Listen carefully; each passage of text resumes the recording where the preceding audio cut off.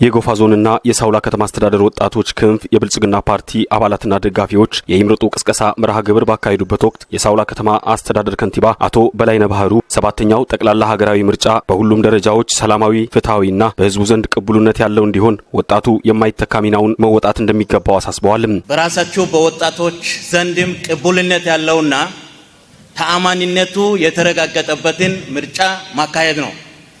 ይሄን በሚመለከት ከሌሎች ህብረተሰብ ክፍሎች ጋር በመሆን የምርጫ ሰላማዊነቱን፣ ዲሞክራሲያዊነቱን፣ ተአማኒነቱንና ቅቡልነቱን እንድታረጋግጡ ይሄንን ኃላፊነት ትቀበላላችሁ።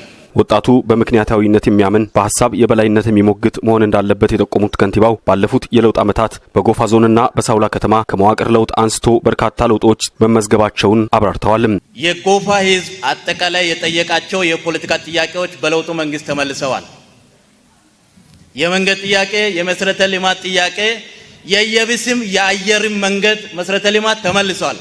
ስርዓቱ ፍትሃዊነት በተረጋገጠ መንገድ መምራት በሚያስችልበት አመራር በክልል በዞን በከተማ የራሱን አካባቢ በድምጽ ወክሎ መምራት የሚያስችልበትን ስርዓት ፈጥሯል። በመርሃ ግብሩ ላይ ተገኝተው መልእክት ያስተላለፉት የጎፋ ዞን ብልጽግና ፓርቲ ቅርንጫፍ ጽህፈት ቤት ረዳት የመንግስት ተጠሪና የፖለቲካና ህዝብ ግንኙነት ዘርፍ ኃላፊ አቶ ቦረና ቦላዶ ብልጽግና ፓርቲ እንደ ሀገር የሚወዳደርበት የምርጫ ምልክት የስንዴ ነዶን ምልክት አድርጎ ያመጣበት ዋነኛ ምክንያት የኢኮኖሚ ሉዓላዊነትን ለማመላከትና የመደመር እሳቤን በተግባር ለማረጋገጥ መሆኑን ገልጸዋል። የሉዓላዊነት ማረጋገጫ ነው። የምግብ ሉዓላዊነት ማረጋገጫ፣ ሰብአዊ ድጋፍን በራስ አቅም የመቻል ማረጋገጫ፣ የመደመር ምሳሌ ሆኖ ነው። አንድ ስንሆን አቅማችን ከፍ ያለ ይሆናል። አንድ ስንሆን አስፈሪ እንሆናለን። አንድ ስንሆን ማንም ጠላት እጁን ከቶ በኢትዮጵያ ጉዳይ ሊያማስል አይችልም። አስፈሪና ኃያል ሀገር እንሆናለን። ሁሉም እድሜው ለምርጫ የደረሰ ወጣት በመጪው ግንቦት ወር በሚካሄደው ምርጫ ላይ የነቃ ተሳትፎ በማድረግ እንዲመርጥ ጥሪ አቅርበዋል። ብልጽግናን መምረጥ፣ የስንዴ ነዶን መምረጥ የኢትዮጵያን ወደ ተምሳሌት አገር የምታደርገውን ጉዞ ማፍጠን ነው።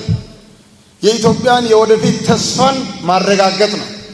የኢትዮጵያ ወጣቶች የወደፊት ተስፋቸውን ማረጋገጥ ነው የሚሆነው። ስለዚህ ብልጽግና ፓርቲን ምረጡ።